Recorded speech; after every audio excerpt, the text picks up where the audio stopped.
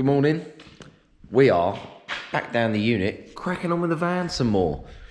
I haven't really got a plan for today. I've done a bit of shopping. I've bought a few more little bits, so I'm just gonna let the ramp down, crack on with it and see how it gets on. So yeah, let's do it. I've been doing some really exciting stuff. So obviously I filmed every second of it. No, I didn't. I fitted the water pump and I fitted the alternator bracket. Just tightened up a few little nuts and bolts and just eyeballing some stuff. Obviously I know I need to make some boost pipes, but I need to sort of I haven't tightened everything up, but I've just loosely fitted everything to the engine because I need to order some hoses today to try and work out how I'm going to plumb the intercooler. So yeah, water pump's on, new gasket, cleaned all the faces up, alternator bracket's on. I'm going to throw the alternator in the hole just loosely, just so I can carry on eyeballing. So yeah, how exciting is this, eh? Oh, I've got the fittings to make my oil line as well. And like I said in the last video, I didn't know whether to run through here or around and over, but we'll see, we'll see. Let's crack on. So I've mocked up a few more things. I put the bottom rad hose on. I didn't tighten it up. I just wanted to see if it fitted, because obviously this is a van hose, and I know that the van radiator and the Renault 5 turbo radiators are different, but looks like this hose is the same. I've ordered a Renault 5 GT turbo top hose, which goes from here across down and over to here. I've also ordered a new radiator. I took the rocker cover off, TDC'd it on number 1. Obviously took a plug out as well to do that. And once I TDC it, I had to move the little oil pump drive gear around to get it all right. Cut a long story short, I fitted the distributor. Started making the oil feed pipe. I've only put one fitting on so far. Look at the mess. I've only put one fitting on so far. I still don't quite know how I'm going to route it yet, but we will see. Other than that, it's getting there. I've got loads of bits for the exhaust as well.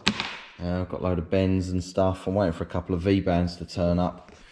Once I get them, I can start bolting more stuff up. Oh, the oil feed pipe to the turbo, I took that off. I cleaned it all up, stripped it all down, you know, gave it a good clean with some brake cleaner, blew it all out with the airline, and then I put all the fittings in and tightened it right up. So that is all as it should be. It's all tight, done, dusted, ready to go. Fitted the dipstick, obviously the dipstick tube, bolted that in as well. It's getting there, it's getting there. Just chipping away at it, chipping away. Every time I get a free hour or so, I'm just doing a couple of little bits. So as long as I keep doing this, eventually, I hope it'll get done. So yeah. On that note, I'm going home. See you later. Morning. Well, it's not actually morning. It's kind of the afternoon. It's actually Bank Holiday Monday now. And I've managed to sneak in a couple of little extra hours on the van. So yeah, show you what I've been up to. Nothing really exciting. Finished off the oil line. I did end up going this way because I thought about over here, like I said, but it's just going to look too messy. So I've done this. Once I put a little P-clip on that bolt, once I've put the little plate on the end of the head there, that'll sit quite nicely. Plenty of room around everything. You know, if I need to shorten it, I can, but I've left it a little bit longer. I think that'll work absolutely fine. Oil drain still need to do, and I've ordered an intercooler. Don't know if it's going to fit yet. I'll show you the intercooler in a minute when it turns up. It's not here yet, but by the time this video goes live, it will be here. I'm going to take the rad out because I want to just measure up the one I've bought. I think it will fit, but I don't know. So basically, I'm going to take the rad out and I'm just going to have a little measure up. So yeah, do that next. And just like that, it's a week later and I have an intercooler. So I bought this intercooler off of eBay. All right, it's a cheap Chinese intercooler. It's got some dodgy worlds, but I'm sure it was going to do the job. So here's where I mucked up a little bit. So what I done was I measured what room I had in front of my radiator to fit an intercooler. So sort of like in here. And then I jumped on eBay quickly, started searching around as you do, trying to find one that fell within them dimensions. And this one was slightly bigger. And I thought, oh, that'll do. I'll buy that one. That'll do the job perfectly. What I didn't read was the dimensions that they gave online was for the core size. So from here to here. So if it was just that core and that was the whole intercooler, that would probably just about fit. But because it's got end tanks on it, I bought it, to be honest, because I quite like the look of this end tank, because when you've got the rad in there and everything's all built up, it's all really tight over in that corner, and I didn't think I'd have room to get a boost pipe up and around. So I've seen a few people on the internet that run that style of intercooler. So it's a single pass cooler, and they run that style of intercooler, but they run like a boost pipe across the top and then back over here and then in sort of over to the throttle body that way. So it keeps all the boost pipes over this side away from all the alternator and everything that's going on over there, and the radiator and stuff. So that's kind of why I bought it, and I thought it'd fit within the space. I'm not even going to bother offering it up and showing you because it clearly does not fit. So I've had another measure up again, and I have bought another intercooler, but again, it's not here yet. But there's still plenty to do. I've got a new radiator, so I'm going to offer that out, see how that fits. I've got a top hose now. I said in, well, I say the last video, the last clip, that I didn't have a top hose, so I just bought a standard top hose. So I'm going to start offering all that up. Just going to start laying it out, see how it goes. So yeah, let's crack on. So, I've got my new rad in, look.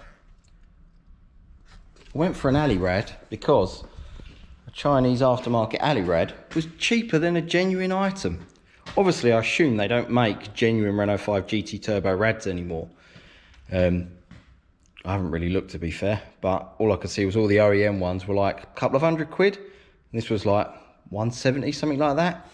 I was going to run the original rad that was in the van, because the original rad is actually slightly bigger. But it's a low pressure rad, and it has like a little blow past cap on the top that goes to an expansion tank or a Burt bottle as such. So it doesn't run as high pressure as what I assume a Renault 5 GT Turbo one would run. Also, the Renault 5 GT Turbo radiator runs the oil cooler built into the end tank, hence these oil cooler pipes.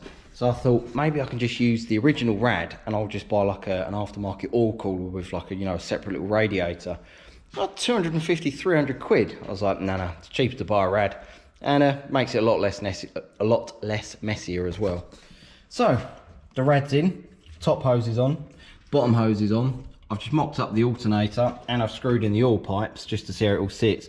I've got the bracket in there somewhere that holds them all to the side of the head, but I do need to check and fit my coil pack, so I've got a feeling it might be in the way, but we will see. Speedo cable, I will not need that anymore. I'm going to have to remove that. Like I said earlier, this has got an electronic speedo, so I can't run the mechanical drive, but it doesn't matter because I'll just feed it into the ECU and I'll get it up on a digital dash somehow. I'll make it work, I'm sure. This is what I mean about having loads of room here. Obviously this is where the standard intercooler sits, but I want to run a little single pass intercooler behind the grill, and obviously I wanted to run one boost pipe up this side and one that side, but I've put it all together to show you there's not a lot of room for a boost pipe. I know you think maybe down here, but remember there's an alternator belt that runs around here and down to the crank, so this room's taken up by the alternator belt. There's no real room over the top as such without hitting the bonnet, I wouldn't think. No. So what I'm going to try and do when intercooler version 2 turns up is mount that and then try and run both boost pipes out this side, because obviously I've got my turbo outlet here, so I can just run a 90 off over there, maybe onto the end tank. If I mount the intercooler lower, maybe I can run a boost pipe across the top of it that then comes back out and across over to the throttle body, and hopefully that will work. Yeah, it works in my head, and then I order a load of stuff and then it turns up, it doesn't work, but you know what it's like. Anyway, I'm going to crack on and keep mounting stuff. Turbo oil drain. So this is the standard Renault 5 GT Turbo oil drain pipe, and I'm going to try and half eyeball how it goes, but I know it goes down there like that and feeds into the little oil drain on the front of the sump. It's too big, so this pipe is too big for my oil drain. So what I've done is I've found some proper hose, oil drain hose, which fits onto the outlet of the turbo, which is a 90, and it's got like this proper lining on the inside, so actually it's designed to take oil and fuel and stuff like that, so it's not like the mushy bit of hose that was there, and that sits quite nice like that, and it points straight towards where the standard pipe fits.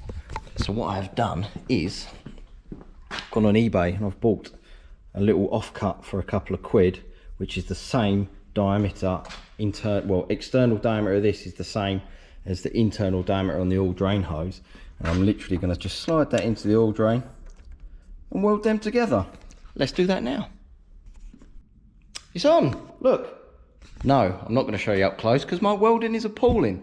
And I know, I probably should have tigged it, but there was so much dried oil inside the pipe, I knew I'd get away with migging it, and it doesn't look too pretty. And now I'm looking at it, I kind of wish I did tig it, but it's migged now, so I'm just going to roll with it. Right, let's get it fitted. It fits, look. All right, so I think the silicone hose is still a little bit too long, but I'd rather cut a bit off than, you know, not being able to add a bit on. I just kind of want to bring the pipe around here a little bit more, just give me a bit more clearance down by the rad. Don't know well it shows that, you can see it's quite tight, but yeah, I'm happy with that.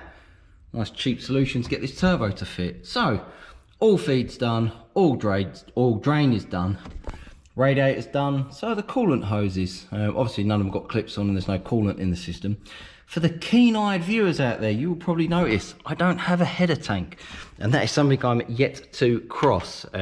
So I believe the standard Renault 516 here, but I looked at buying a complete Renault 5 GT Turbo hose kit, and being a bit tight and not wanting to pay all the money, I was like, nah, sod that.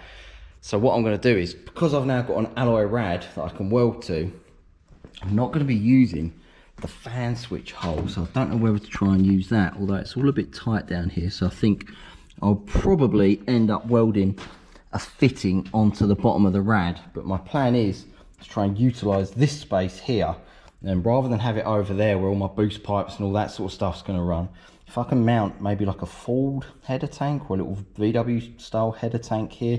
I haven't decided yet, I'm going to have a little Google around, see which looks like what will fit.